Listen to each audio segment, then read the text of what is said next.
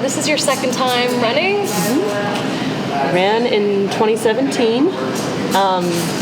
We were 4th place out of 12, which is a big win in a lot of ways. I learned a lot. I've learned a lot since then. But yeah, this is the second time. Awesome. And so, okay, just to simplify this. So what exactly does City Council do? Well, to simplify it as requested, I would say the City Council does 3 things. Okay. They oversee the budget process that's presented by the city manager. So in North Carolina, the forms of government that are available to us, Asheville has a city council manager form of government. So the manager oversees the daily operations and presents policies and budget to the council. And the council approves the budget, number 1. Number 2, sets policies. And then number 3, oversees the top level staff. So that includes the city manager, the city attorney, and the clerk. Wow. So do you have any other political experience or political background? Well, I'm a voter, and I serve on the city's Multimodal Transportation Commission and represent transit interests because I also serve on the transit committee. Both of the multimodal and the transit committee are volunteer advisory roles, but we advise City Council directly on every aspect of moving people. So that's like sidewalks, greenways, public transit, parking issues, road infrastructure, right-of-way closures, everything about like how transportation happens in the city. So I've been on the advisory side. And then through my volunteer efforts at Asheville FM, we started a program called the AFM News Hour and started covering city council meetings. So I've sat in the press row. So I've been in a very much a watching and advising part of the story in Asheville for the past 5 years. Awesome. So how many people can be on city council? There are 7, and that includes the mayor. Okay. Currently all at large. Okay. So that means that anyone in the city has a choice to vote for anyone that's on the council, which that was in question this past year on whether or not Asheville was going to be forced into districts. Mm-hmm. So I don't know if you followed that story with the Senate Bill 813. So multiple times the General Assembly in North Carolina has responded to Asheville's attempts to be progressive in our leadership and policy and budget allocation by direct threats to either trying to take our water system or to try to district the city. And with Senate Bill 813, they were successful. So last year was like a big decision for our council on whether or not to fight the districts by amending the city's charter or to allow the districts to go into place, which would have created 5 districts. And this is right after, in 2017, the voters in Asheville, which is like a huge turnout for Asheville. It's not like, there's a lot of movement that we could go forward, but it was a big turnout for us. And 75% of the voters in 2017 said we don't want districts, and still the General Assembly districted the city by force. So we worked diligently to advocate through public comment and letter writing and phone calls, begging our city council to return us back to at-large elections so we can hold all of our council members accountable with our vote. And they just amended the charter in October. Wow. So we would have had an election this month, but through this whole process, they moved the city elections to even-numbered years. So this year's election was postponed to next year. Okay, and so you took to social media to announce your campaign. Is that a traditional way for people to announce that they're running, or? Well, I mean, there's a lot of ways for people to put their name in the hat. For me, it's really important for me to acknowledge that no one person can do the work that's needed for us to do in this community, for a really strong, resilient community where we care for planet Earth and each other better. No one person can do that by themselves.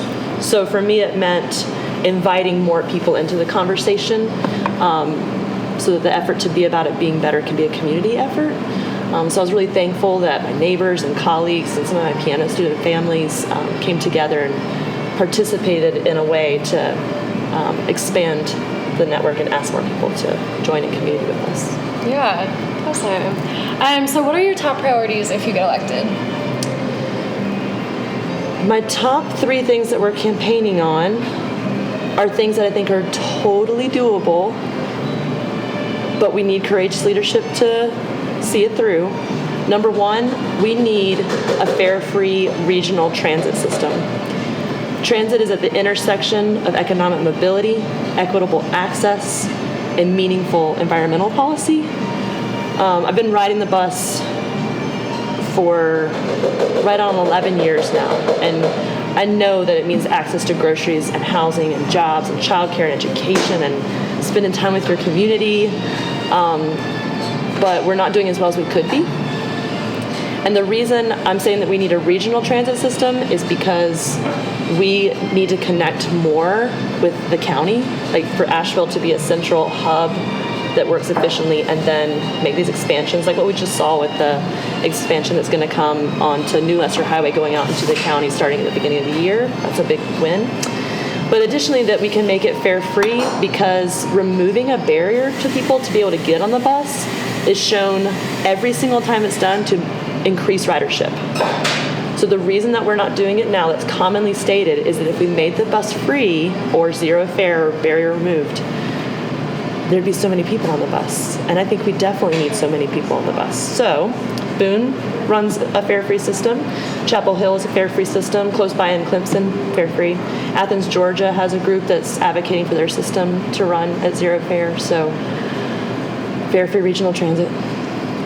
Deeply affordable housing with creative opportunities. It's going to be a huge community effort. We're going to need all the partners coming in to look at like what land use looks like, what our budget allocation around housing looks like. I'm really encouraged by the work Be Loved is doing with their tiny home village. So it's going to be all hands on deck and not just one answer, but we need deeply affordable housing for the people who are the most vulnerable. And then participatory democracy is the third thing. That includes participatory budgeting. Are you familiar with participatory budgeting? Mm-mm. So it started in Brazil, and the idea is that a portion of a city's budget is allocated for the people to decide how it's used, and it's anything you can build. Wow. So Durham has just passed a participatory budgeting cycle. Greensboro's done it for 3 cycles. And if you look at what they're using it for, the people are demanding sidewalk, crosswalk, more sidewalks, greenways, solar panels on community buildings, community garden infrastructure. And you can vote starting in middle school and regardless of your documentation status, which means everyone who's like participating in a community has a say in how the budget is allocated, which is a really powerful way to bring more people into the conversation about what our budget and policies look like.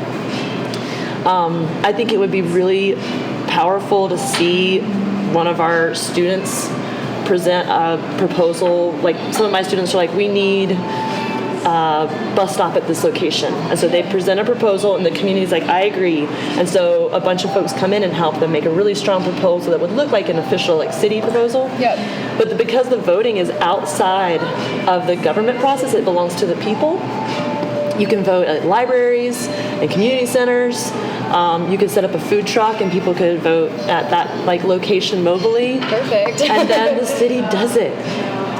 And then so it's my hope that if we can participate in this way, because it's already being done in North Carolina, that we can engage more the people who feel like it doesn't matter when they use their voice, because it does matter. We also need to look at what it means when we have other barriers to participation.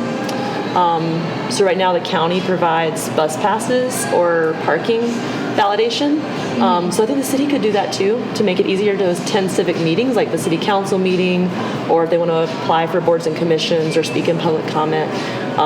What does language justice look like for people who want to participate in the government process around decisions that are being made for their lives every day, if they don't speak the language that's being spoken in the meeting?